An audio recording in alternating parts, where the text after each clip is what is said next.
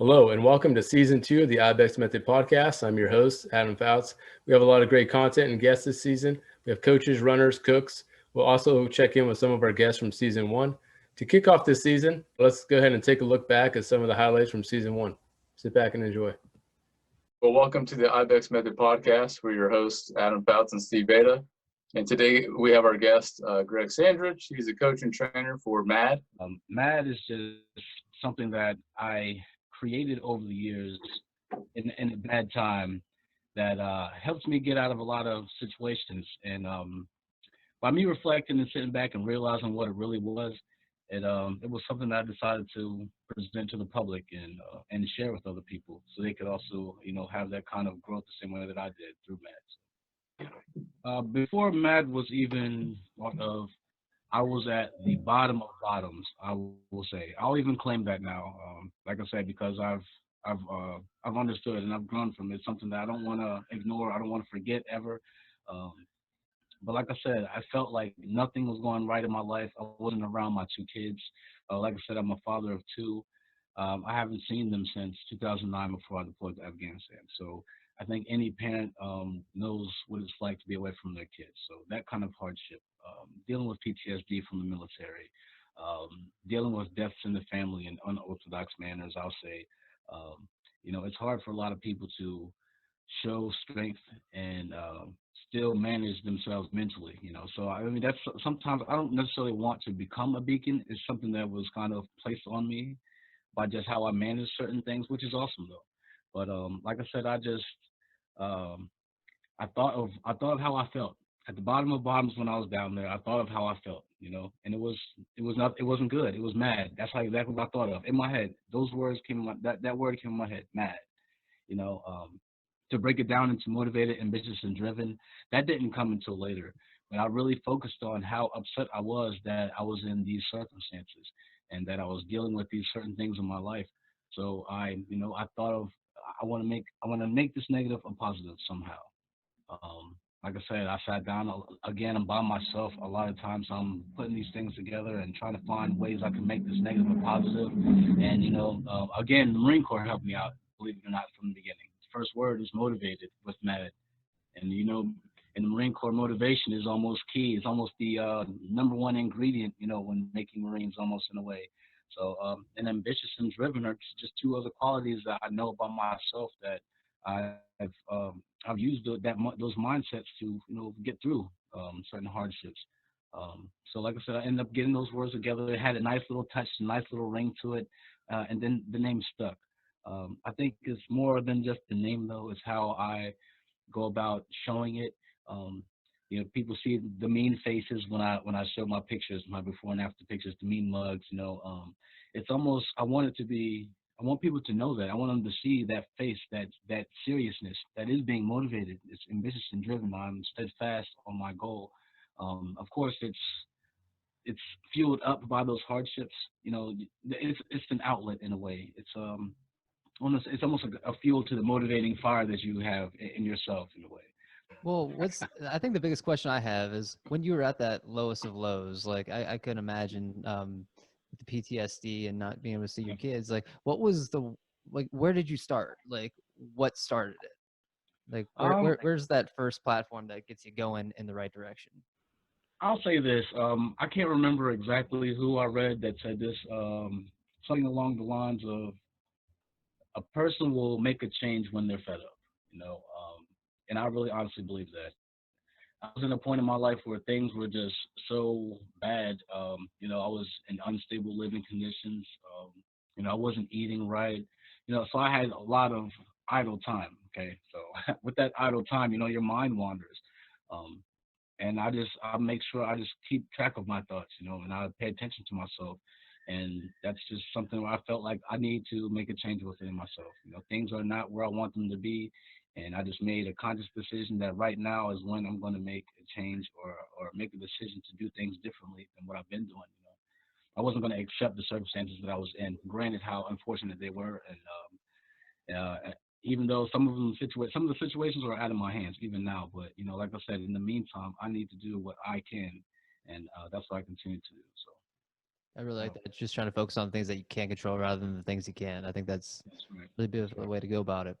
How did you go from, how did you go from breaking? You knew what you needed to do to move forward, but how did you move on to persevering to the mindset that you have today?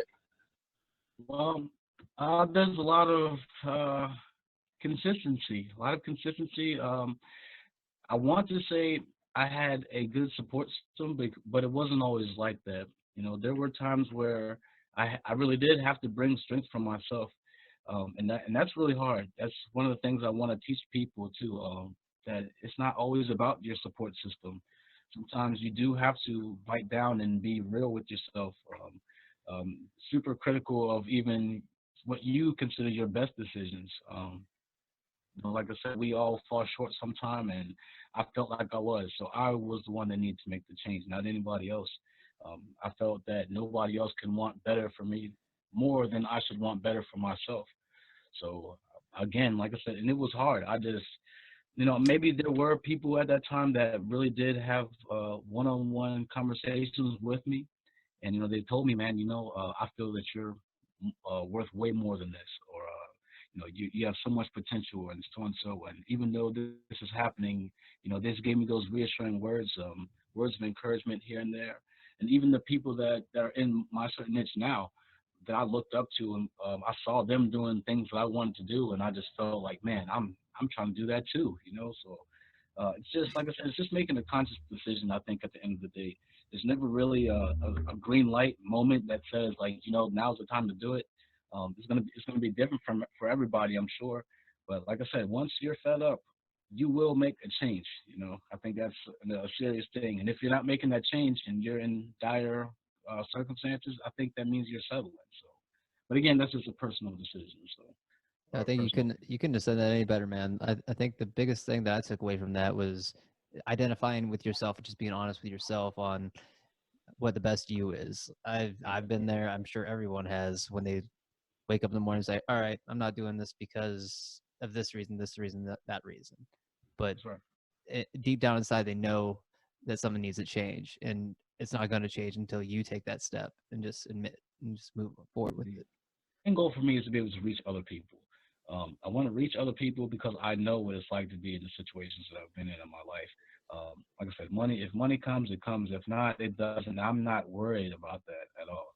Like I said, if I could go to the gym every single day with a new person for every day for the rest of the year, that would be awesome. Or every day, that would be awesome. Like, that's what I look forward to. I look forward to those kind of experiences where we can kind of mesh together and bounce how we've use this philosophy to make ourselves better. That would be awesome. That would be a perfect world for me. That's awesome. Like that ties in right with everything me and Adam go with. Just bouncing ideas off each other, taking some stuff from here, taking some stuff from there.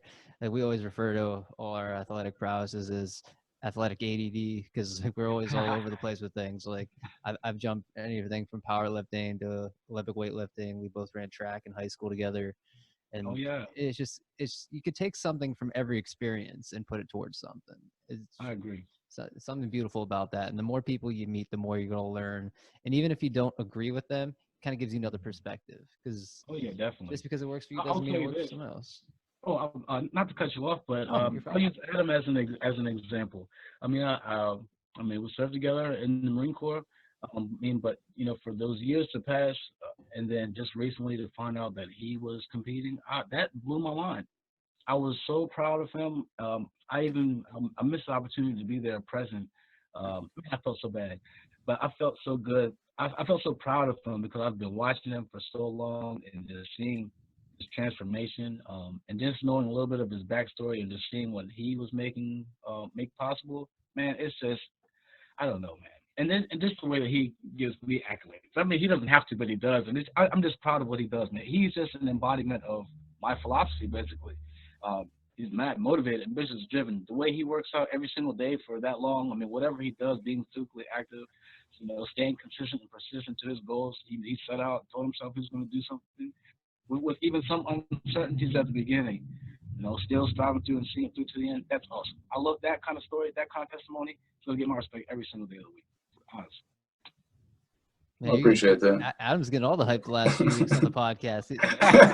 He deserves it, though, because I never imagined he'd do like a bodybuilding show. Then he was like, "Hey, I'm getting with Vinny, and we're gonna get my diet in check, and want to do a bodybuilding show." And it worked out great for him. Like, Oh yeah. You and Steve both know my story, but you know, the biggest thing was, you know, I got diagnosed with Crohn's disease and started this treatment that my body was already being wrecked. Doctors like, hey, don't work out. It's gonna put a lot of stress on your body. So I'm in the Marine Corps telling me not to work out. Now I can't do PFTs. I can't meet the requirements of being a Marine. You know, and the things that I pride myself on. But you know, the first risk I had to take was understanding that I might have to leave the Marine Corps, be forced out because of my health. Then from there, the next risk was like, how am I gonna hold my kid? Like, what do I got to do to make that happen? Because I'm so weak, I could barely maintain myself. And but it went from that to like, I just did my treatment. I'm feeling horrible. Let me just roll over, do some modified push-ups. Like that's the first risk I took. Yeah. Yeah. And that was I think that was about 4 years ago. And then it went from that to like, you know, walking myself up the stairs and just get myself in. And then like after that, it was like it became an addiction, an obsession of like I need to keep my body going because I gotta keep. If I don't, my body's gonna atrophy. Like that's you know. Yeah, man. I mean, I don't mean to cut you off. That's crazy. I want to say crazy, but that mindset right there, oh man, I can only imagine that. I get that way. I don't really say it's part of being mad, but when I'm in the gym, for example, it's like every single bit of being friendly goes away, for example. And that's just part of my focus. My focus is like every bit of playing around goes away. You know, the seriousness is turned up to the max. Like, but for you, it's like a fight or flight type of response. You know, you feel like your life is on the line. I mean, and you have only certain options, you know, to do better. I mean, that's what you're gonna do. I think a lot of people need to think like that, honestly. Even I think what you're doing and what you did is a great beacon for a lot of people. Uh, we're all living to die if you think of it. It's crazy. It's a crazy thought to think. We're all living to die. But what more can we do? What better than to work on our health and wellness now? You know, I mean, we're getting older every day. Why wait till we're in our 40s or 50s or whenever? You know, you never know. You could be hitting your 30s and 20s sometimes with a certain disease or ailment.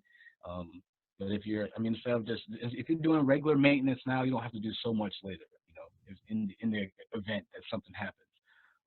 So I got seeing what you do and what you did, man. That's awesome. And again, you get the utmost respect from me. Well, thank you. And I think I think it all just ties into what you're saying. You know, like once your back's up against the ropes, you got to make a decision. And for me, I'm like, I can't be 26 years old and retired. Like I can't even afford to do that. You know, I have a whole life ahead of me. And understanding my goals, I'm like, what's the next risk I need to take? Not that I want to take. And I'm like, hey, I need to get my body right. I need to get my strength up if I want to be a better runner. I got to get my diet right if I want to just be healthier overall. I'm like, who do I know that has a diet plan, a strength conditioning plan that's willing to work with me so that I can be accountable, but then two, help me see things in a way that I'm not aware of, you know, so educate me in a different way.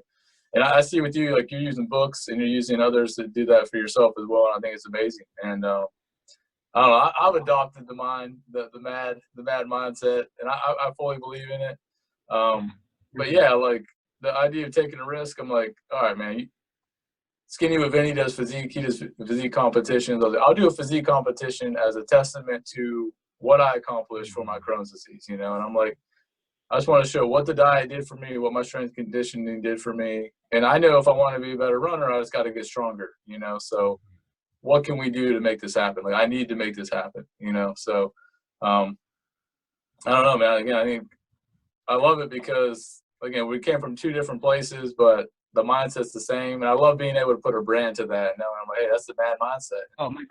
When you hashtag it, or not just you, but when I mean, I've seen you do it so many times. But when people do hashtag mad for me, knowing that it's still in the beginning stages, that gives me the best feeling ever. Without there being a product, a physical product right now at the moment, and people still back it and support it the way that they do, that is beyond humbling to me. That shows me that what I have to offer is beyond what money can provide. What it's doing right now, currently, presently, is what I really put my heart for. Like I said, and it's great.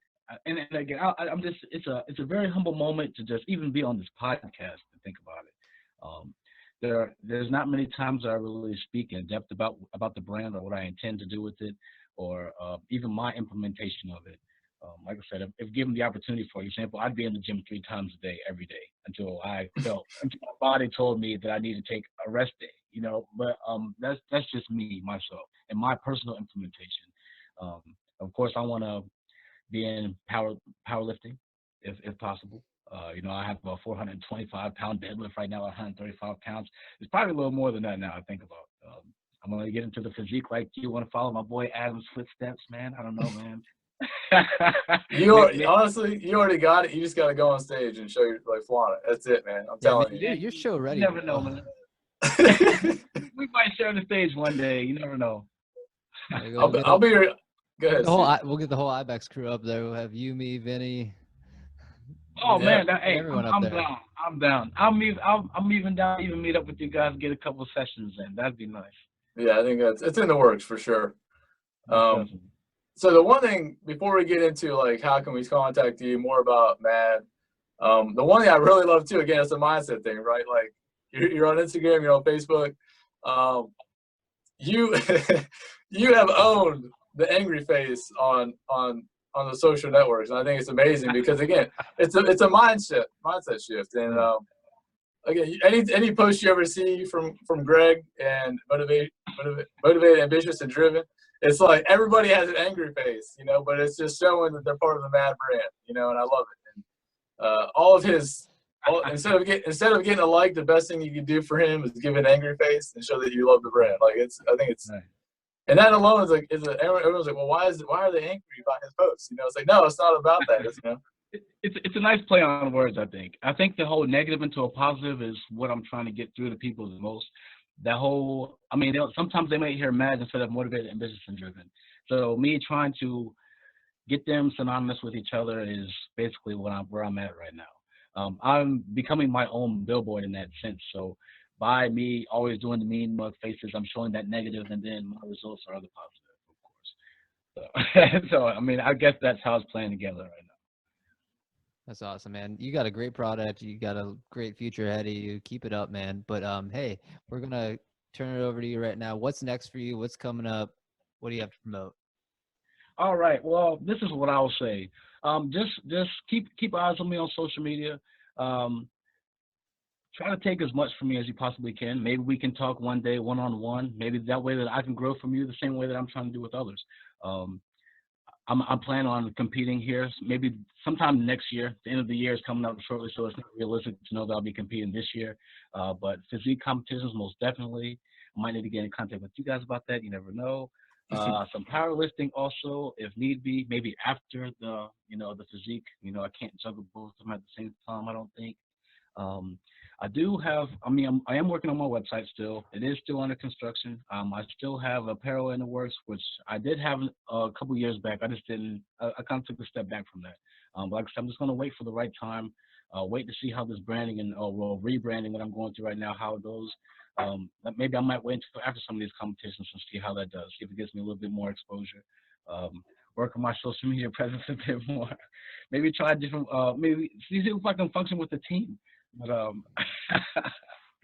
yeah, man. Other than that, man, that's about it for now. I'm sure that I'll be very vocal with the community and public and let them know if I have anything coming up shortly. But as for now, I'm just gonna stay under wraps, and keep doing my thing until I know for sure. I don't want to bite off more than I can chew and dig myself into a hole. Hey, real quick, you are on social media. You got Facebook, Instagram. Tell us where how people can contact you. All right, let's see here. Facebook was pretty simple. My first name, Greg, last name, Sandridge. Instagram would be motivated _ ambitious _ driven. Again, just one more time, would be motivated _ ambitious _ driven. Hey, we have our guests, Ben Shirey, special guest with Skinny with Vinny. Well, number one, thanks for having me, guys. I really appreciate you having me on the podcast. My name is Vince Shirey, as you said. I'm located in Central Ohio, the Columbus, Ohio area. You can find anything about Skinny with Vinny, and you can type that in, Skinny with Vinny, on YouTube, Instagram, Facebook. It's all the same.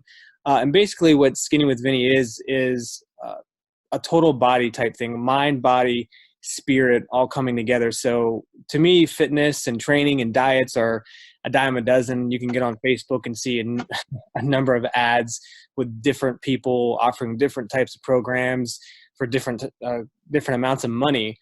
But what I find unique in what I do is that it's not only the diet aspect, but it's also the mind aspect and then the spiritual aspect as well. All three of those are important to me. And the reason that is because when one of those areas is out of balance, your mind, you're thinking bad thoughts, or you're a little bit overweight, or you're not spending time with our Creator, that things just tend to get out of balance quickly and for the bad. And I really want to help people get balanced in all three areas of their life, mind, body, and spirit. Adam's told me a little about the program because, as you know, he's one of your clients. Yes. And he's made a phenomenal transformation. I can't believe it. Like, he's been struggling to get his strength back for such a long time. And yeah, me and Adam are real close. So I've seen him through his ups and downs, and just everything you've given him has just got him to this whole new level. He's ready. He's strong again. He's confident. Yeah. And just the overall results he got were just phenomenal. Mm-hmm. I can't believe it. So what got you into doing this originally, Vince? You know what? It's something that I should have done a long time ago. And in fact, Adam said, I can't believe you waited this long to do this, being 37 years old. But I've been around weights or training since I can honestly remember. My dad and Adam lived next to me when I was a kid for a brief time. But my dad had a gym in his garage. So I can remember him bringing me out to the garage, and I had this little bar and little 5 pounds or 2.5 pound weights and doing curls and military presses and bench presses since I can remember. So it was just that. I mean, it's kind of all I've known. My dad was always talking about nutrition and eating protein shakes or drinking protein shakes and watching Jean-Claude Van Damme movies and wanting to have abs and the whole thing. It was just part of who I am. And then when you talk about the whole spiritual side, my dad taught me well when it comes to the spirits side of things. He wasn't afraid to lead his family with praise and worship time as a kid. That was my introduction to spiritual things. And it's kind of just what I've known. I was in athletics in high school, but I finally got the itch to really start helping other people because I know that when I'm out of balance in those areas, that my life just stinks. And so many people around me, I shouldn't say so many people, but I know a lot of people who are out of balance.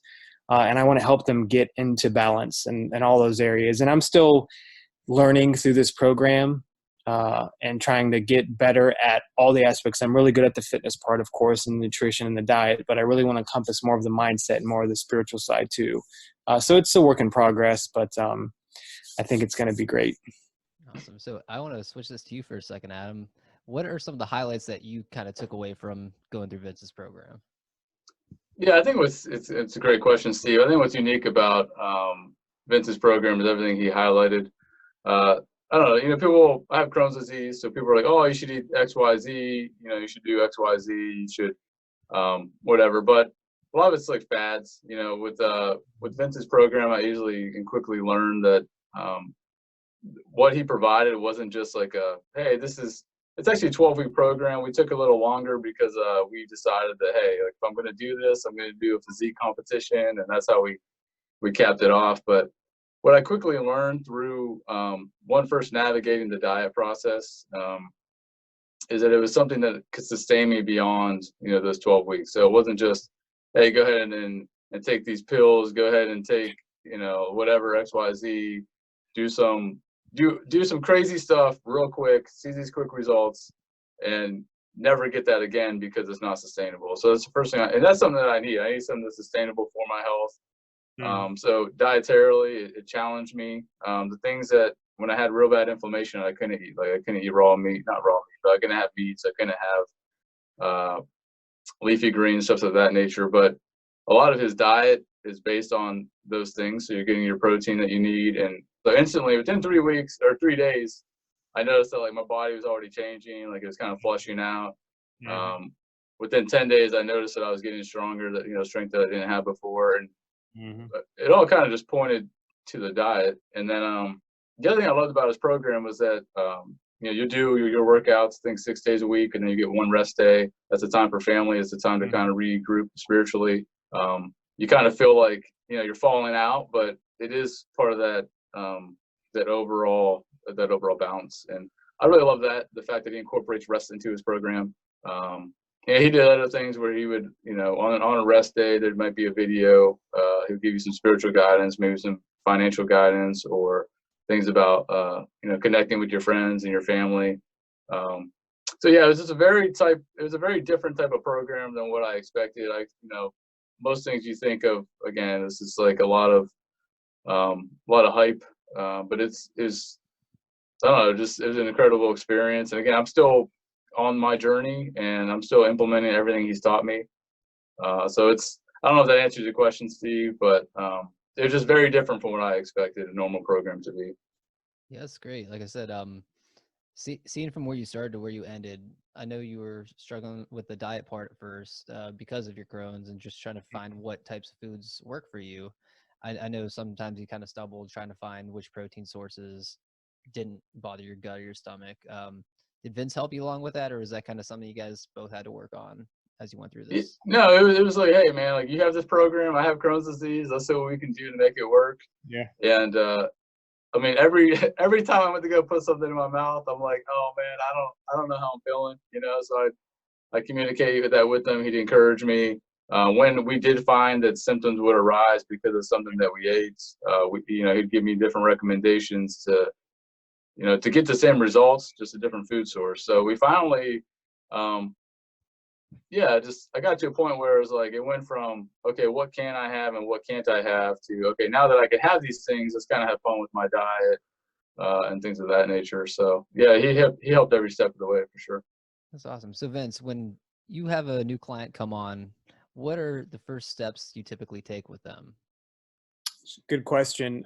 Basically, it's what we do now is an onboarding process, and Adam kind of gave me feedback when he was coming through, because it is a lot of work at first, and I don't mean that to sound like, oh crap, it's going to be a lot of work, because it is. It's going to be a lot of work. You're going to have to go to the store, prep your food, buy the right foods, but once you get into that, it becomes second nature. I think Adam said in a post that at his first grocery store trip was an hour or 2 hours, and then he narrowed it down to half an hour because you find out where stuff is.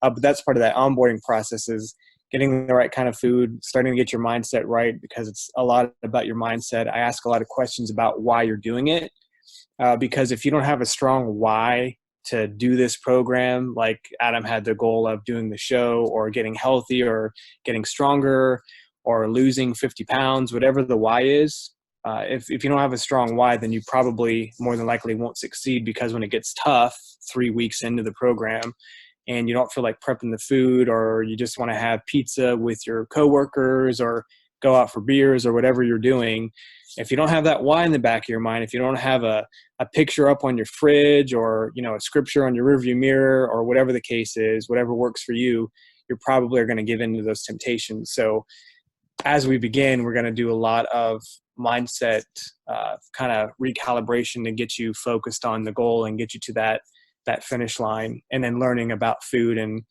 getting you through the right supplement recommendations based on your goals. Is it fat loss? Is it to gain muscle? Is it to compete? Whatever the case is, and there's supplement recommendations as well that'll come with that. So getting all your food bought and prepped, getting the right supplements shipped, or bought and shipped and ready to go for the first week. And a lot of people are really surprised, and Adam may touch on this, that of how much food they can actually eat. One of the comments I always tend to get is, man, this seems like way too much food. Like, how is this going to work? I feel like I'm going to gain weight because it's so much food. And it is a lot of food, but your body needs food and nutrition to put in the work that I'm going to have you do. Because if you're accustomed to eating 1,000 calories a day, which some people are, unfortunately, you will struggle with it because your body has to recalibrate. But your body is in a caloric deficit all the time, where it's just holding on to everything you're eating. So you can't go from 1,000 calories to 600. I mean, you can, but your body's still going to keep retaining or trying to hold on to everything it has because you're not eating enough. And that's why, you need to eat more calories. And then we eventually start to come down a little bit as we get closer to the goal or closer to the show or whatever the case is, where your body can start to lose and you go into that calorie deficit, but it's in a healthy way. It's not 2,000 calories to 800 calories. It's 2,000 calories and 1,800 calories and 60, you know what I mean? It's just a slow process, but it's a healthy process where you're not losing 25 pounds in a month, unless you're built that way where you can lose that kind of weight. But Adam and I couldn't lose that much weight in a month because we'd be skin and bone. So it's a healthy process to lose the fat, and it's learning about all that information and me helping you along the way to figure that out. Oh, I think that's amazing, because I see so many of these fads and diets where people are like, hey, get on this and you're going to lose 20 pounds right now. But it's too general, because what if you weigh 300 pounds? Right. 6'8", what are all those different factors, and being able to lose it slowly and sustainability of it, it's going to keep you going longer term. You're not just going to shock the weight off of you. And I think that's a great way to go about it. Right. Absolutely. Agreed. So I know Adam did a physique show. You do physique as well, or you do? Yes. Awesome. What originally got you into that? Is that what kind of got you motivated to do? Yeah. Back in the day, I did a show about 10 years ago. And I did 7 shows in a year, because in my head, I'm thinking, well, if I buy this card and this card cost $100 for the year, then you could do unlimited shows for the year with that card. It's an NPC card is what I did. So I'm like, well, shoot, I might as well just do multiple shows since I bought this card and get the bang for my buck. And I just did a bunch of shows. What got me into it? A friend of my brother's competed in Cleveland. And I knew him and saw him compete and saw his video. He had a VHS cassette tape and he put it in the VCR. Nice. And I watched it. It was the Natural Northern in Cleveland. And I'm like, I could do that. And then just something in me is like, I just wanted to prove to myself that I could do it, and get in great shape and get on stage. And I did a show in Northern Kentucky. Beverly International actually sponsored it at the time, and I entered in the novice. And I told myself, I said, hey, if you place in this, if you get first place, you got to keep going. And lo and behold, I get first place. So then I get the bang for my buck and do all the shows. That's 10 years ago. I'll go off on a rabbit trail here for a moment. One thing about competing in bodybuilding and physique, and Adam probably ran into this, and one thing that I'm working on and I'm proving to myself and others is that you don't have to completely be self-absorbed and self-focused. I was 10 years ago. All I cared about was the gym, my supplements, not eating bad, and I was completely focused on me. There was no spiritual side to it. There was really no mindset side to it. I mean, I was disciplined, but it was just all inward focused. And fast forward 10 years, my goal was to kind of defeat that and still maintain a family balance, a spiritual balance, a mindset balance. And I was doing well, but towards the end, I started to see that I was a little behind in my prep for what I wanted to be. And I started to cram, and then I got out of balance. And I kind of failed towards the end as far as the spiritual, mental side of it. And I'm just being open and honest with you guys. And I don't know if I told you that, Adam. I think I did. But it was a tough point in the marriage, because I'm still wanting to take my wife out on dates, because we do weekly dates. And I was just so focused on the show and getting ready for the show. And then Sunday after the show was Mother's Day. And Adam knows this. The day after the show, you were just completely floored. You're just done. And on Mother's Day, I slept all day. Oh, so that was like really bad for me. And I'm just airing my dirty laundry here to know what some competitors can go through. But this year, my goal is to prove to myself that I can prep for it and I can maintain that balance. And I'm going to do it this year. And then we'll talk about this and see if I did do it. And I think I'm going to do it. So, but it's about the balance. And that's why mind, body, spirit is so important to me, because you can quickly get out of balance. Even if your goal is just to be healthy, you can start to get to the point where that's all you're thinking about is your body and being healthy. And that's what you think about, but it's not the only thing. That doesn't make you who you are. There's still a spiritual side to you that you need to focus on, and you got to think about everyone else in your life. So, man, just hearing you say you did 7 shows in a year, I listen to these other podcasts and hear some of these bodybuilders saying, it just wrecks your body being in like competition shape all year. Like how is that sustainable for you? Or is that what another factor that kind of beat up on you a little bit? To me, people think you need to bulk up, to add muscle. And I disagree with that philosophy. I don't think that you should bulk up and, go from 155 pounds to 200 pounds and then lose the weight. I think that's hard on your body. I think gaining 40 pounds and then losing 40 pounds is harder on your body than just maintaining a lean set of body mass. So I just was able to do it. Towards the end, towards my 7th show, I was ready to be done, just because it was just Adam's gone through a prep week, a final week, and there's a lot of water manipulation and some other things that I won't get into on this podcast. But that part of it can start to get a little, not overwhelming, but it's just, I got to tan again. I got to buy more product. I got to get a hotel room reserved. I got to get you know what I mean? So there's things that start to add up financially that it was just like, I don't want to do this more because of the hotel cost and this other cost. I was just ready to take a little break, more so because of the cost, not so much because of getting on stage. I really enjoyed the stage.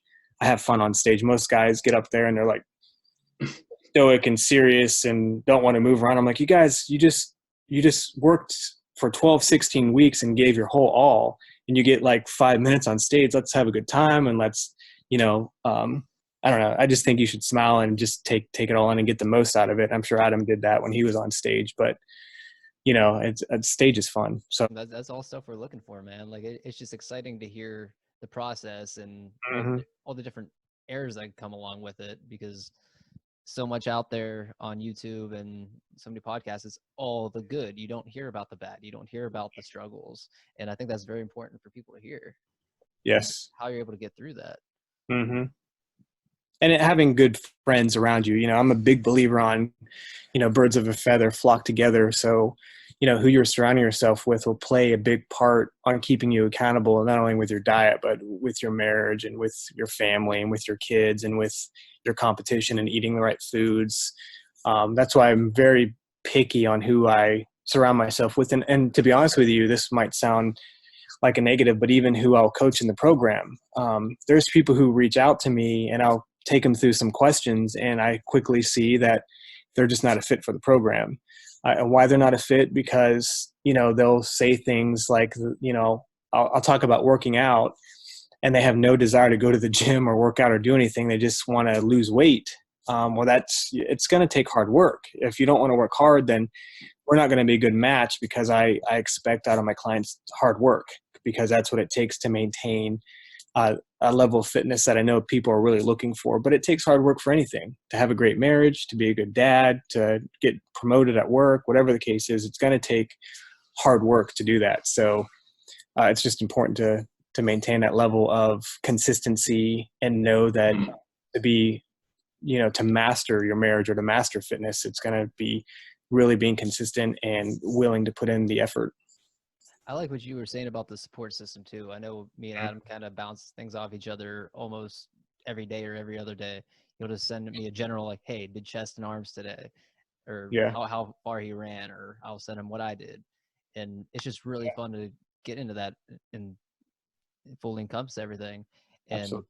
Tell you what, it was really fun. He came in visit the one time at the gym that I train at. I brought him in and we did one of your workouts, and it was fun. it was a good time. It was super pump city, because I haven't got that type of pump in a long time. It was a good workout, man. It was really fun. Okay. It's good to hear. Adam's sharing my stuff with people for free. I'm just kidding. I'm just joking. Get my money's worth. Yeah, heck yeah.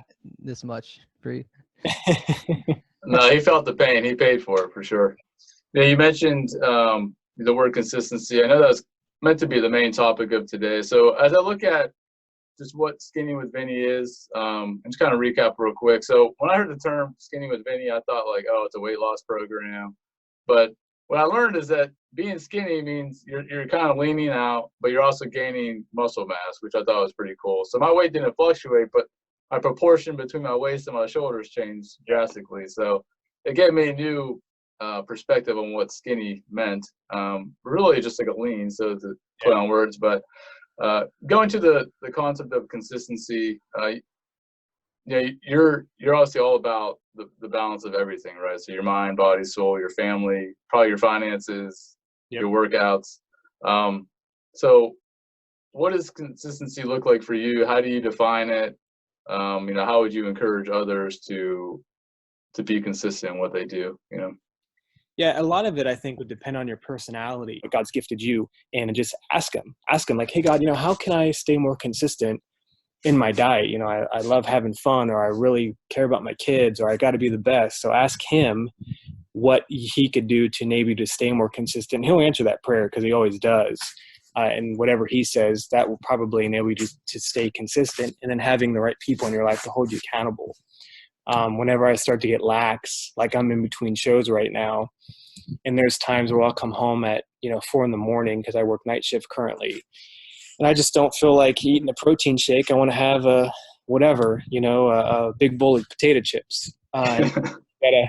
You gotta have someone in your life who can call you out on that and say, hey, did you eat chips last night, or did you have protein powder? Do you want to get first place in your next show, or do you want to get last? What are you doing here? Are you serious or are you not? But having the right people call you out really helps, or having a coach call you out, knowing that I'm going to text you tomorrow and ask you, did you have a big bowl of ice cream, or did you have a salad for dinner? And you're investing in yourself too financially. So people ask me why I charge sometimes, and I said I did do this for some time for free. And when I did it for free, people didn't really take it seriously, unfortunately, because I helped or wanted to help quite a few people do it, but I didn't charge a couple of years ago, and no one ever really finished or completed the program. So once I started asking for a financial investment in themselves, it's not so much for me so I can get rich. That's not my goal at all in this. My goal is to help you, but planting that financial seed, I think, is biblical too, to plant the seed, to sow the seed, and then reap the benefits 30, 60, 100 times more because you planted that financial seed in yourself. So for whatever that's worth, another long-winded answer. Steve, you got anything regarding that? Or I had a few things, but I think that's spot on, especially the end, like the financial side of it, because I feel like so many people like, oh, why is this so expensive, or why is this price or that price? Mm-hmm. But it's like, all right, you could definitely go to Planet Fitness, pay $10 a month, and get great results if you actually put the time and effort into it. Yep. But if you just pay $10, you're like, all right, if I don't go today, it's not a big deal. If I don't go today, it's not a big deal. Your return on investment is good whether you go once or twice to the gym, or if you go 30 times. Yep. So I think that's a great way to do it, because I've had trainers in the past, and I've had coaches and stuff, and it just keeps you more accountable. Yep, 100%. And I have a coach in my life for different things too. I don't have a fitness coach anymore. I did about 10 years ago. I had a fitness coach in my life who helped me and guided me, and now I have a coach in another area of my life of I'm trying to get my finances and everything under control, so I have a coach to keep me accountable there. So it's just investing. I'm not opposed to that, and I think if your goal is to get fit and get in shape, then you need to make the investment in yourself and your health, and pay what it takes. Because I know this, whenever I want something personally, it doesn't matter what it costs me. I'm going to pay whatever it is because it means something to me. Pay whatever it takes. People ask me, like, how much was the program? And I'm like, well, yeah, I paid for it, X, Y, Z. They're like, well, why would you do that when you could go online and get the same information? And why not pay to get to around his level faster and gain that knowledge and information so that, I could just be where I want to be. At the moment I put my money to where my mouth was, is like, hey, I'm committed, and then going back to just the contrast between where you were 10 years ago and where you are today.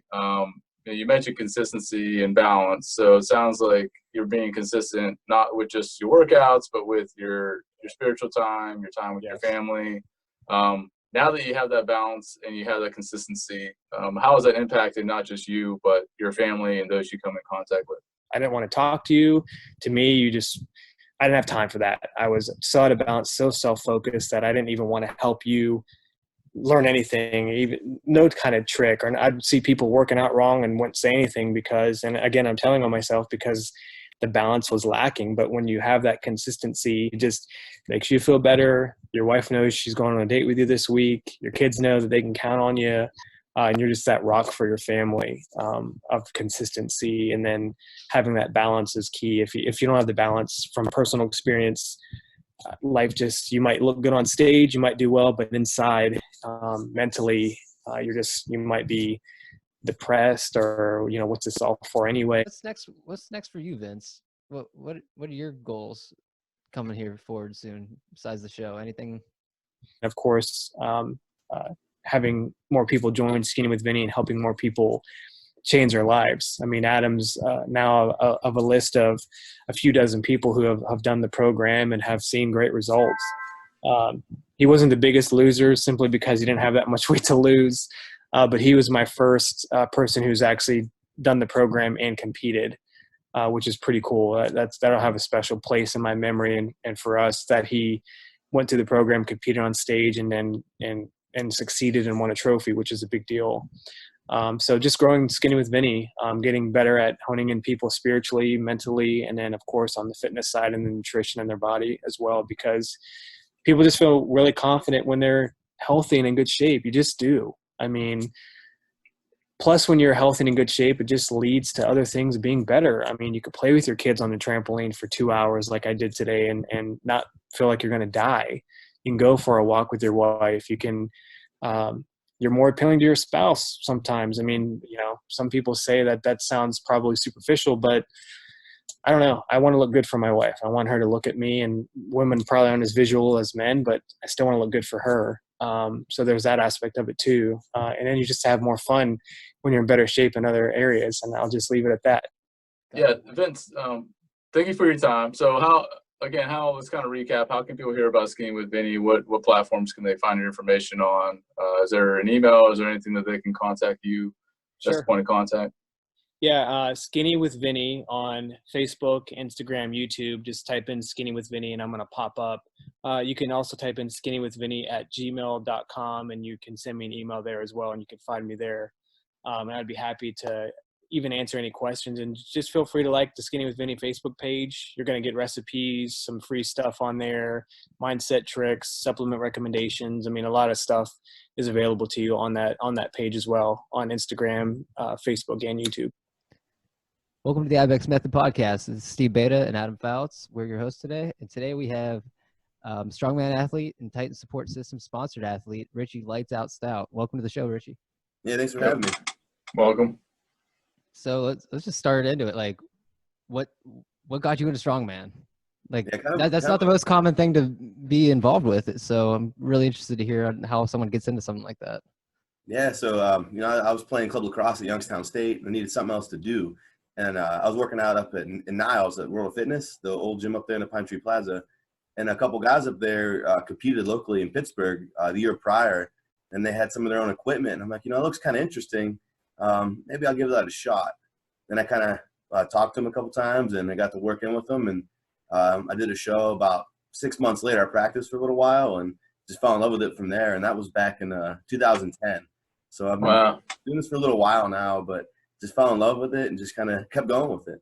Yeah, that's awesome. Because I remember when we first met, you were working at Vitamin Shop, and we found out we were both friends with Corey, and we just kind of like hit it off. We just started like talking about it, and I was like, "That's really awesome." You're getting ready for the Arnold. It was the first time you were getting ready for the Arnold, I think, at the time. So, like ever since then, I've just been following your journey, like slowly, like, and just always peeking in on what you're doing. It's insane, like, kind of stuff you do, man. Like, it's definitely been fun, but it's been a little bit. It is a little different. That's what I like about the sport. The events, they're always changing and always keeping you on your toes. So it's definitely been fun. Yeah, that's awesome. Like when you're doing an event, do you know what events that are going to be in the competition going into it, or is it kind of like a blind entry kind of thing? For the most part, at the Arnold, they usually keep a mystery event, and they'll tell us the week of the competition, because usually we're cutting weight, so we're not going to really train for that event the week of. So they'll hint to it right at the very end. But for the most part, they tell us what we're going to do. Oh yeah, that's sometimes cool. You may get there and the weights may be heavier. They may change it last minute, but that's about it. But that's always a pleasant change. I like it. It's a little bit harder. But oh yeah, definitely. I'm sure that's a little bit of a rush. But how does like the scoring go typically? Is there like a specific just scoring to each event, or is it pretty standard? It's pretty standard. So they take the amount of athletes you have. So say there's 10 athletes and you get first place in an event, you get 10 points. And then it just trickles down from there. If you tie, they'll kind of split it and then break it down from there. It's scored pretty much off reps. A lot of like overhead press events will be reps in a minute. A lot of speed events like farmers or yoke, it's as fast as you can do it. And if you don't make the whole trip, it's how far you took the implement. So it's all done by that. But typically those speed events, there's no ties. So that's what's kind of nice about it. You can gain some big points doing that versus, in a press or deadlift, you may have a few ties here and there. But yeah, it's pretty standard. There are, like at the Arnold, there's a formula because they only take the top 4 to the finals. So they kind of have a formula to do there. But that's a little more intricate. But for the most part, it's pretty standard. Nice. Awesome. So I know you said you're trying to qualify for the Arnold right now, or? Yeah, so Florida Strongest Man's December 14th in downtown Orlando. So I'm getting ready. I'm trying to keep my weight at bay during Thanksgiving. But qualify down there. And then Arnold's March 5th through 7th. So it'd be nice to make another trip to Ohio in March. And, I won the Arnold back in 2016, and I was second place in 2017. And I haven't done it since, so it'd be great to make a trip back to Columbus and, give it my go, and see what happens. Yeah, that'd be awesome. I'd love to have you to go to Columbus. Twice, so it'd be nice to kind of, go for that second one. Yeah, that's awesome, man. So as for training for strongman, how does one get like, say if someone like me wanted to get started with, I have just basic weight training. I've done Olympic weightlifting and stuff. What are some of the core foundations that you like kind of push someone to get used to when trying to get into something like this? Yeah, so the way I found, because I've messed with so many different methods, the simplest way, because you look at a strongman event, and typically you have a press event, you have a deadlift event, a moving event of some sort, and a loading event. So we kind of break it down into, it'll be a couple, I like to do a couple press days, one more of a vertical press, more of a horizontal press. So I know there's going to be a log press. We would train a log press event, but we'd also do a lot of overhead accessories, some triceps. The second day would be more benching, a lot more tricep accessories, not so much event specific, but just working on the stabilizer muscles, a lot of foundational stuff. And then there's always a deadlift day in there. So, I mean, it is pretty traditional, and I like to stay away from the events with the deadlift, to kind of focus on that deadlift and then build up that core, and then also work in squats as well. And then the fourth day would be an event-specific day. So that's where you get your moving events, your loading events. So I think that's the best way to do it, break it into 4 days like that. I just found like that works the easiest. And they said you're still getting your typical lifts in there, and then you're kind of tying in those strongman events to your typical lifts, and you're not overtraining while doing it. That's awesome. Like I said, it's just so cool to kind of hear like how you go about like structuring your workouts, because I've been to so many things. I've been on track teams that are very specifically just running based. I've been introduced to training while running, and just specifically Olympic weightlifting. I've done a little bit of powerlifting, but strongman just seems like such a rush. Like it just seems so cool, man. Like it's something different. Powerlifting is great too. I just like with strongman, you get into 5 different events, typically sometimes 6, and so you never know what you're gonna get into. So you come into a competition, they release the events 3-4 months out, and you're like, oh man, I got this event, that event. You might find things you're not good at or you don't want to train, and you're thinking in your head, now I got to train this, now I got to set this up. And if you train by yourself, that's the one thing that does stink, because you're setting all that stuff up by yourself, then tearing it all down, loading all that stuff. There's the one like extra volume right there. It is. I joke around like carrying plates out. When I had to carry the plates from inside the gym to outside, I'm like, that's an extra farmer's carry right there. The front carry with the that implement. So I always call it a little extra volume, little extra sets. All right. So since we're talking about the events, what's one of your favorite events? What's one of your least favorite events? Favorite event's definitely got to be a moving event. Farmer's carry or frame carry is my favorite. I've always had pretty good foot speed, so just carrying, picking up stuff and just trying to run as fast as I can with it is my favorite. So farmer's frame carry is just something I love to do. And I did notice this competition in Orlando has a frame carry, and if I do qualify for the Arnold, they have a farmer's carry, so I'm pretty excited about that. My least favorite, it sounds bad saying this because I had a little bad taste in my mouth last year at Roll Strong. Atlas Stones. I'm not terrible at it, but I hate training it. And if you have to wear tacky, if they let you wear tacky, you get messy. You have to put baby oil or Goo Gone or something in your arms to get that stuff off. It's just not fun to train. And then last year at World's Strongest Man, I had the lead going in the final event, and I got tied up, and then I lost a tiebreaker because the tiebreaker. Oh, wow. So Nate and I tied for first, but he won that tiebreaker, and I got second, and he got first, and he's like, man, I hate stones now. Yeah. So I still got that bitter taste with stones, but I don't mind. I don't mind doing it, I guess. But like I said, I don't really like to train it as much. Like I said, it gets real sloppy, and yeah. But it is one of the core lifts in strongman, though. So most people who will listen to this will probably make fun of me for saying that. But. Yeah. So I'm assuming all those different events and how much weight you're carrying around every day really takes a toll on your body. What do you like to do to try to keep yourself moving okay and like healing and recovering properly? So yeah, it's probably gonna sound funny being a bigger guy, but I teach a lot of spin classes at the Navy base. Wow. I'm in the pool. Yeah, what's that? I said, wow, I just didn't expect you to be a spinning instructor. Yeah, I'm actually a Schwinn certified spin instructor. So it's funny when you get a lot of the active duty, wives and a lot of active duty coming in. They look at me like, wait a minute, you're the instructor? I'm like, I am. But we're gonna have a good time today. But it is fun though, let you kind of be yourself. But I like to do that for active recovery for my legs. It's fun to do once you get going into it. But I do like to hit the pool a lot. Then when I'm at home, I got a foam roller, a lacrosse ball. I'm trying to think what else. I got one of those Theraguns. A bunch of different tools. I got Graston tools actually to get some active release in there. So I do a few different things therapy-wise on my own. And then when I do come back to Ohio, I got to give him a shout out. But Dr. Turkley up in Mineral Ridge. Love to go to Dr. Turk. He fixes me up real well. So, I mean, there's a lot of different things though. But yeah, mainly here, I'm always on the foam roller. I try to put it in front of my TV. So whenever I want to watch TV, I will be tempted to foam roll while I'm doing it just to kind of loosen up a little bit. Yeah, I think that's like pretty universal for everybody. I feel like people don't realize how much recovery you could actually get done on your own, just around the house with, like you said, lacrosse balls. That was the best thing I ever figured out. Yeah. Just put 2 lacrosse balls in a sock and just wrapping it up. You have the peanut and just so much mobility stuff with that. Just get the spine moving and everything. Oh yeah.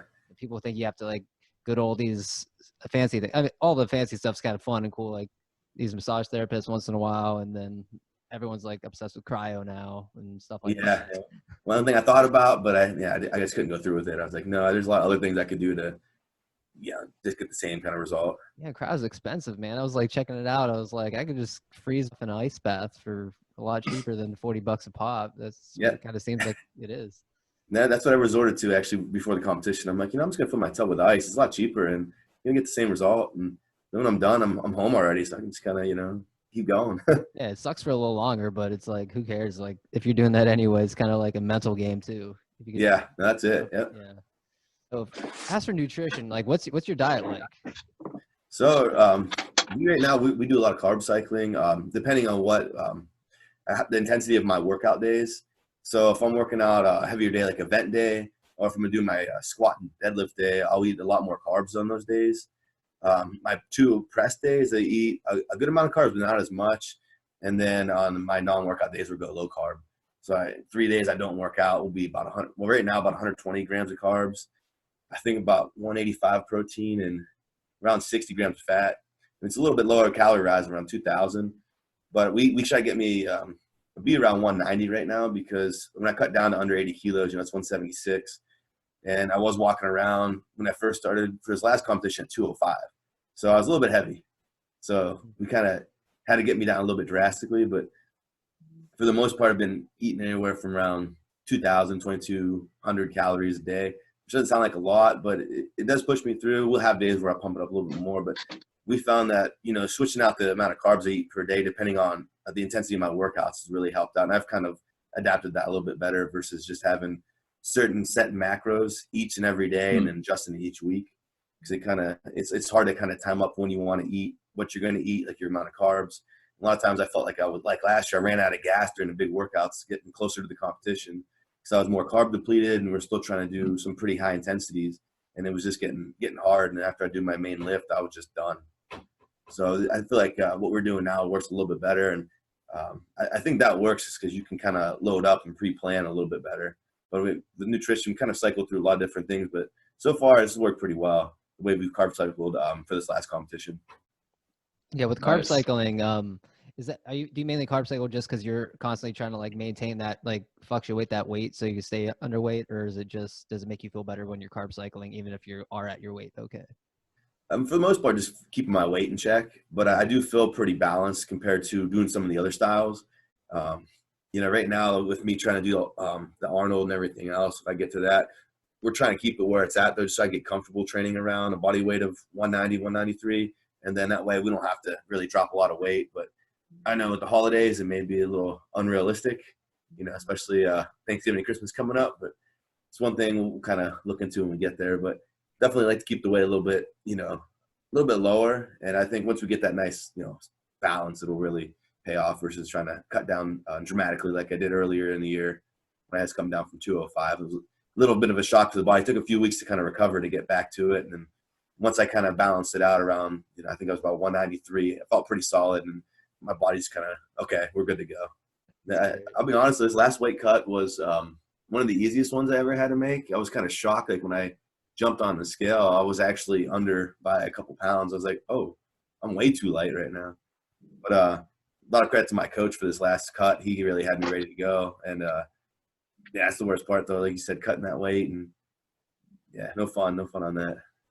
Yeah, that's awesome. So with all the people that you compete with, I'm sure when you get to the high level that you're at, you run into the same guys a lot. You guys have a pretty good brotherhood, or you got a lot of rivalry, or what's like the environment like in that? Yeah, it's great. Especially they call us the Hobbit division because we're 80 kilos. And most of us are shorter and stockier. You might get one or two under 80 kilos guys that's maybe 6 foot, 6'1", but most of us are shorter. So we have a real good brotherhood. We joke around a lot. We're always reaching out to each other on social media. That's what's been great about having, the Arnold Classic and the World's Strongest Man, because they are international competitions.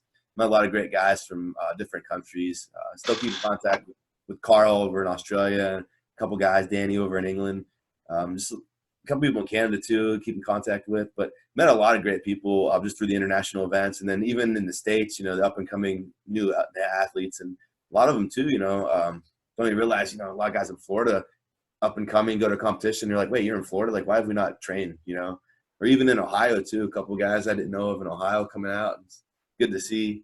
But I think the brotherhood's really good. That's one thing I like about the sport, even in powerlifting too. That's the camaraderie. Everyone gets together, and we want to win. But we're going against the same beast. If you got this big Husafell stone you got to carry, it's like, man, we all got to do that. But we're all suffering the same pains, but we're pulling for each other. But you're also wanting to do better than the other guy. But yeah, we definitely have a good brotherhood, and that's what makes the sport so fun. And it's kind of like a gathering, getting back together for a weekend. And definitely after we all make weight, we like to meet up and eat all the food and be happy again, and then get back at it the next day.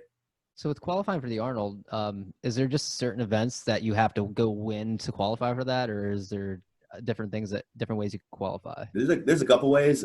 Typically, Strongman Corporation, who runs the Arnold, they work with Rogue now. They have their national championship, so they'll take the amount of athletes you have per class, and there's a percentage. So usually it's top 8, top 10 in your nationals weight class will go to the Arnold.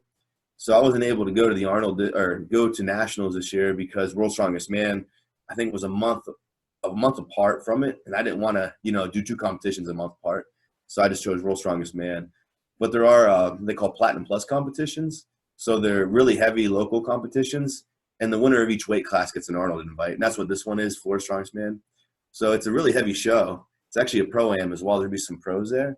And if you win that weight class, you can go to qualify for the Arnold. So that's how this one came about. They made it a Platinum Plus competition. And that's why I signed up. I'm like, well, here's another chance, what I didn't see coming. Because originally it wasn't a Platinum Plus.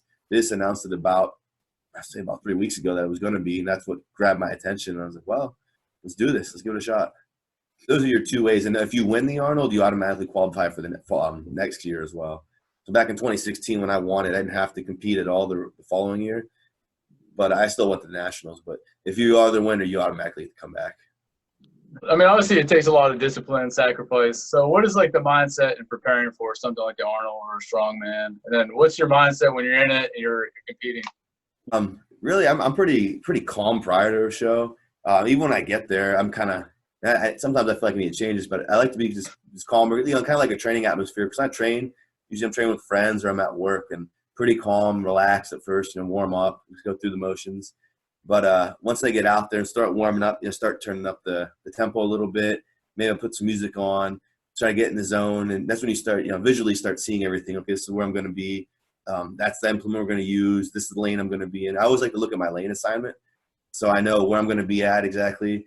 And I see what judge I'm going to have. Because a lot of your judges, too, If they're like real quick on your down call, or they're real picky, you have to know that. So a lot of times they'll hold you like if you're doing a press, they'll hold you there for a second, and you make sure you make eye contact, all that good stuff. You're like, all right, so this guy's picky, or this one's pretty quick, okay. But I started to get that visual imagery in there, and then I like definitely if I can get on the implement and warm up a little bit with it, and then like I said, just get that mindset going right. Definitely make sure I'm warm, and then it's weird, once you hear them start calling your weight class, that you get that tunnel vision. I know I start zoning in a little bit. And I kind of feel bad because everyone around me kind of disappears. I just get that tunnel vision. I'm just focused in and start hyping myself up and just focus on what I want to do. And, but without overthinking it. I know when I first started, I would overthink a lot of things. Before you go, you start, questioning, maybe I should do this, or maybe I should try that. At that point, you're like, nope, it's just another day, just like practice. And then as soon as you get out there, it's just, you don't even remember half of it. You just go, you do what you've been doing and just live in that moment and feed off the crowd and just go. Nice. And one thing my coach told me, and it makes a lot of sense, give yourself a cue or two that makes sense to you, but don't think about the rest. At that point, you've been practicing so long, you already know what to do. If there's maybe one or two things that stands out to you that maybe, you don't do right, think about that real quick. Just make sure you do this, make sure you do that. All right, let's go do it. Just keep it real simple. Just get out there, go have fun, enjoy it, and just do what you've been doing. But yeah, going through a big event like that, once you get that first event done, I feel like, you're in the game, all those endorphins are released, you're going, you're pumped up, and it's like, all right, here we go. Now, shit's real now. You get in there and you're gone, No, that's awesome. I kind of feel like that this year, that first event, I kind of felt a little sluggish at first this year. I don't know if it was just, taking it all in. But after I got that first event out, it was just like, all right, we're invested now. Here we go. Like, let's sell out. And then the next event it was killer. Then after that was killer. It was just fun. And then you said, you're in the show, you're having a good time then. And like I said, you found that zone. You kind of see how everything's operating. You're like, all right, yeah, got this now.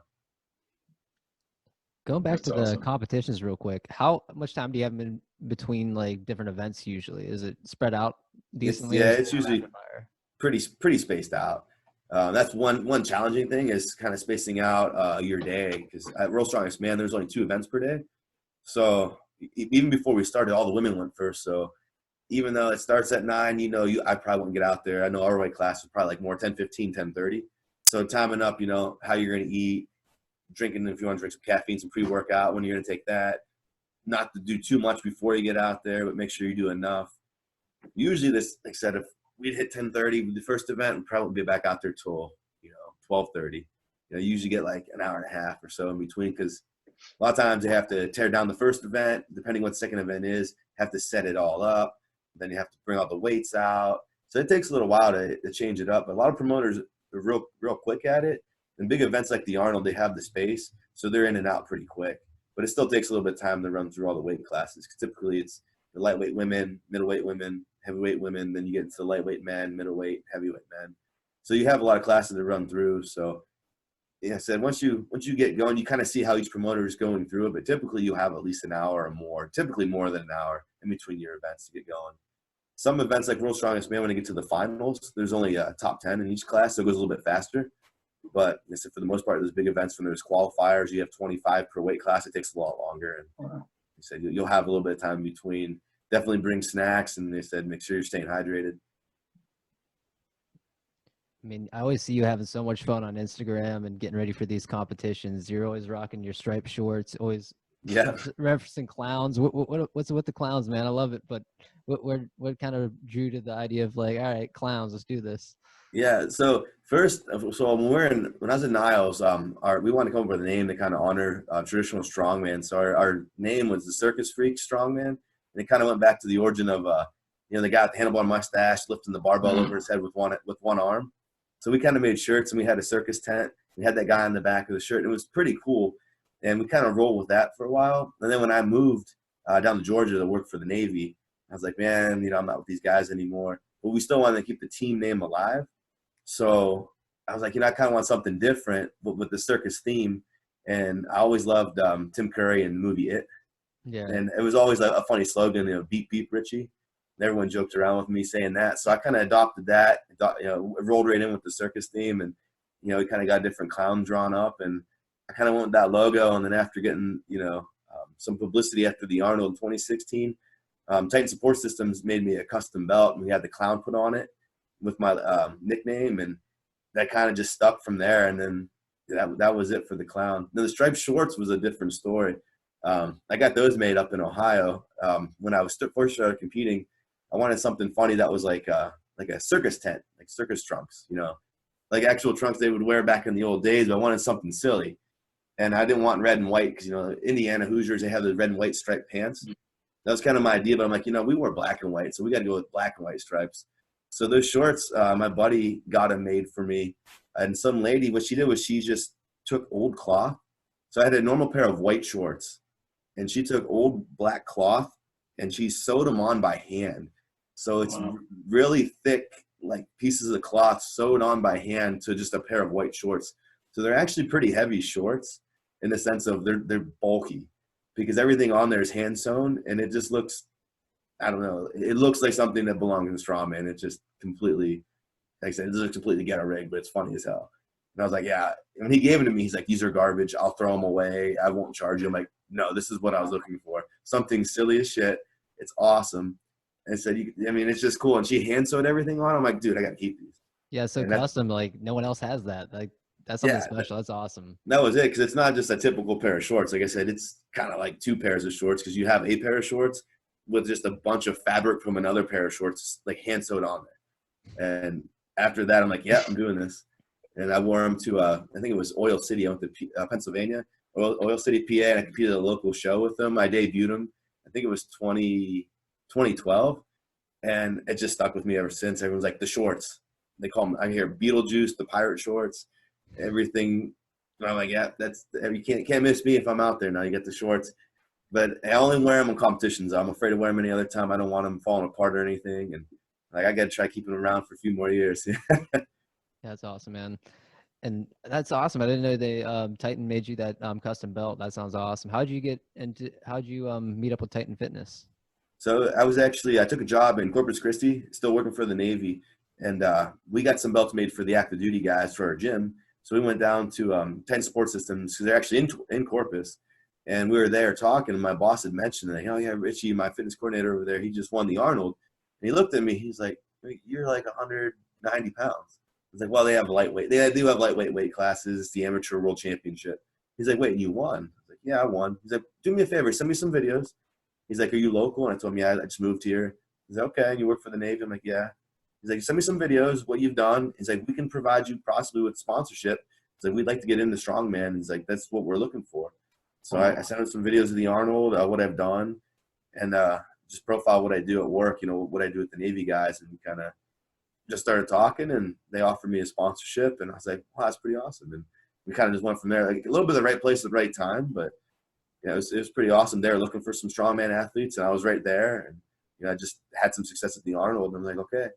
And then the following year, we followed up with the Arnold again and got second that year. Should have won that year as well, but it was cool to see them there with the support, and instead of just kind of rolling with them ever since. It's kind of cool to get a powerlifting company that's big into strongman and trying to bleed them into it. But really had a lot of support too with the Navy, which was pretty cool. Kind of working with the active duty guys as well. What would you say to encourage somebody trying to get into strongman competition? Yeah, just getting into stone, it's gonna be challenging, but I say that the biggest things is learning first thing you want to do is learn your just base lifts, squat, bench, deadlift. But I would say with that, get more of an overhead press and kind of just build from there. But just know too with the strongman, it's going to be different. It's a little bit learning curve. All those events are, it's going to take some time. Like, first time I ever did a log clean and press, because you're so used to a barbell, everything we're used to is a barbell, and a lot of stuff in strongman doesn't work the way it's supposed to, the way you would think it would, or traditionally, like you said, movements, barbell pass, it's a lot different. Just knowing you got to be patient with a lot of the events. Definitely be open to, listening and learning and trying some new things. Because some events, there's a few different things that you can try. Some things may work better than others, and you just got to play around with it, stay patient. And then with those events too, there's a lot of different things you can do to get stronger. You just got to keep experimenting and see what works best for you. But definitely with the mindset, just keep that open mind, but just be willing to work hard and just keep going with it, because it's going to be at times where it's a sport where you just want to say, you know, this is too much. You know, it's hard to grasp. You know, there's times where I'm like, you know what, I'll never figure out this event. If this event's in this show, I'm never going to do it. You know, maybe I'll just go to powerlifting. You know, basic 3. But just always know, you know what, you can get better at it. You can always learn, and just keep that open mind. Just keep working hard. And yeah, I said it can. It'll get better. Just got to keep working hard at it. I said keep that mind open though. I said watch videos now with YouTube and everything. You'll learn something. I've watched so many YouTube videos, honestly, on events that were giving me trouble. And then you see 1 or 2 things, and all of a sudden, like, that light bulb goes off and clicks. You're like, oh my God, that'll work for me. Let me, you know, you want to go to the gym right now and try it, you know? Yeah. Which in my old house, my ex-wife would always be like, where are you going? I'm going to the garage. I got to see something real quick. So I had a circus dumbbell in my garage one year. I was struggling with the one dumbbell. She's like, what are you doing out there? I'm like, well, I just saw this video. Let me go try this. And then all of a sudden, like, the light bulb went off. I'm like, okay, I'll be good at nationals now. I figured it out.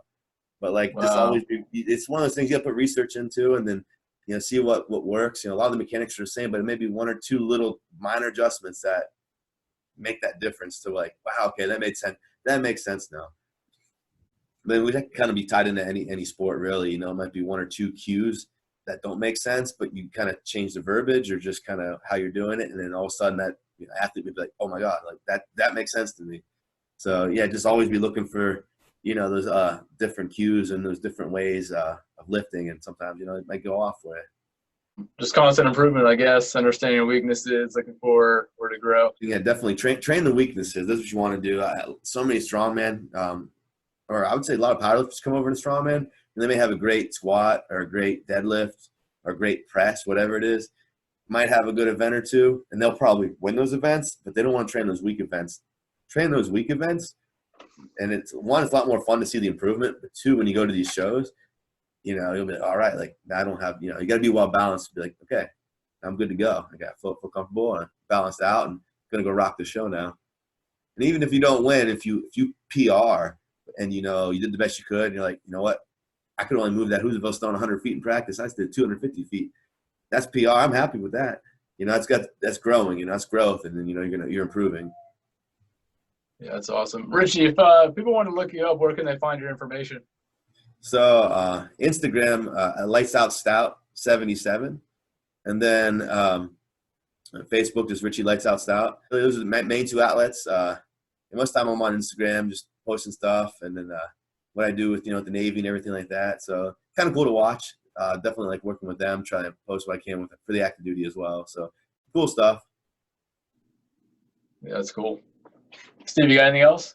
No, I just want to thank Richie for coming on today, man. I know we've been trying to get this going for a little while, and just kind of worked out. And yeah, no, I appreciate you having me, man. Like I said, I was really trying to get on that Thursday after weigh-ins, but it just got hectic that Thursday. But I'm glad we got to do this tonight. It was really fun and good to catch up.